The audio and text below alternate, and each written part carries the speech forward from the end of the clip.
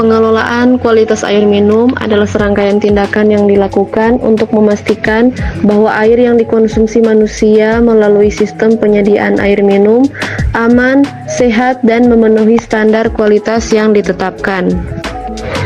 Proses ini melibatkan pengambilan air dari sumber yang berkualitas, pengolahan air untuk menghilangkan kontaminan, distribusi air melalui jaringan pipa atau sumber air terpusat, serta pemantauan dan pengujian kualitas air secara rutin. Pengelolaan kualitas air minum juga melibatkan kebijakan, peraturan, dan regulasi yang ditetapkan oleh pemerintah, serta pendidikan dan kesadaran masyarakat tentang pentingnya higiene dan penggunaan air minum yang aman. Tujuan utama dari pengelolaan kualitas air minum adalah melindungi kesehatan masyarakat dan mencegah penularan penyakit melalui air minum. Pencemaran air terjadi pada sumber-sumber air seperti danau, sungai, laut, dan air tanah yang disebabkan oleh aktivitas manusia.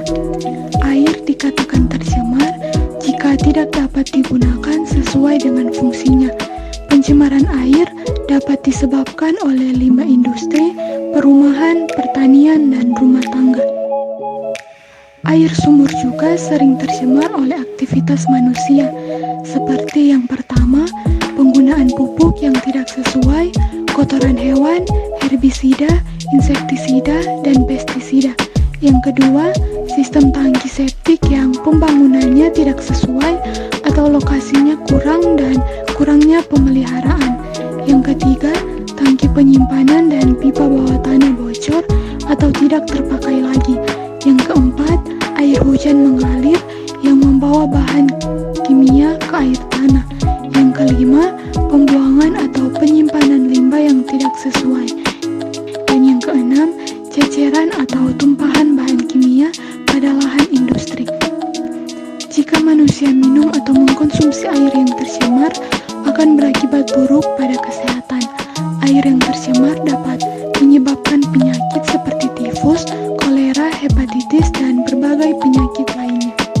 Penyakit yang timbul akibat pencemaran air. Air yang terkontaminasi dapat berdampak negatif pada kesehatan tubuh. Di bawah ini ada beberapa penyakit yang bisa timbul akibat pencemaran air. Yang pertama, diare. Diare adalah salah satu penyakit paling umum akibat bakteri dan parasit yang berdiam di air tercemar.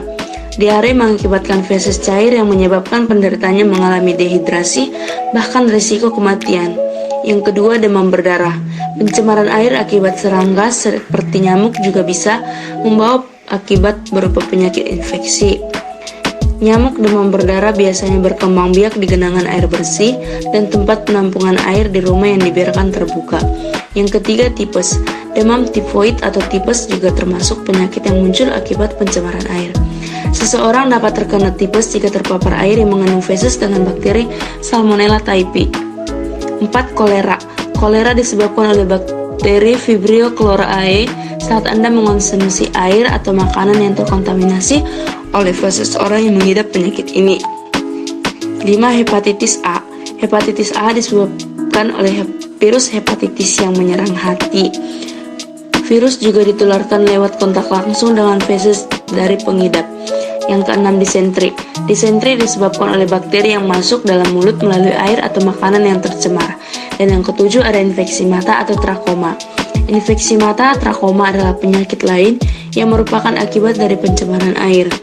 Dipicu oleh infeksi bakteri C. trachomatis. Penyakit ini bisa ditularkan melalui kontak langsung dengan air yang tercemar.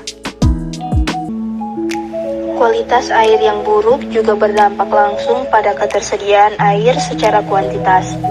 Air yang tercemar tidak lagi digunakan untuk kebutuhan air minum dan higienis sanitasi maupun untuk kebutuhan di fasilitas pelayanan kesehatan.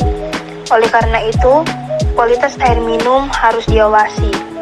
Hal ini karena pengawasan air minum bertujuan untuk melindungi kesehatan masyarakat dengan mempromosikan peningkatan kualitas, kuantitas, aksesibilitas, keberlanjutan, dan affordabilitas persediaan air minum dan melengkapi fungsi kontrol untuk pemasok air minum.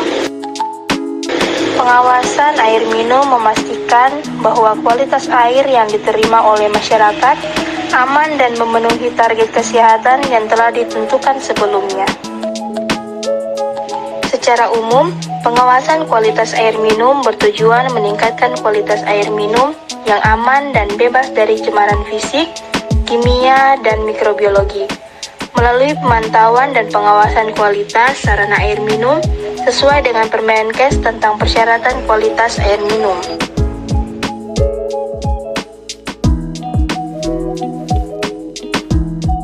Selanjutnya, kesimpulan.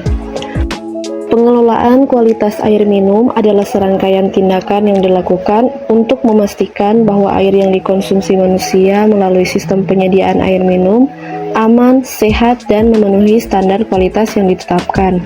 Pengelolaan kualitas air minum juga melibatkan kebijakan, peraturan, dan regulasi yang ditetapkan oleh pemerintah, serta pendidikan dan kesadaran masyarakat tentang pentingnya higienis dan penggunaan air minum yang aman. Hal ini karena pengawasan air minum bertujuan untuk melindungi kesehatan masyarakat dengan mempromosikan peningkatan kualitas, kuantitas, aksesibilitas, keberlanjutan, dan afordabilitas persediaan air minum, dan melengkapi fungsi kontrol untuk pemasok air minum.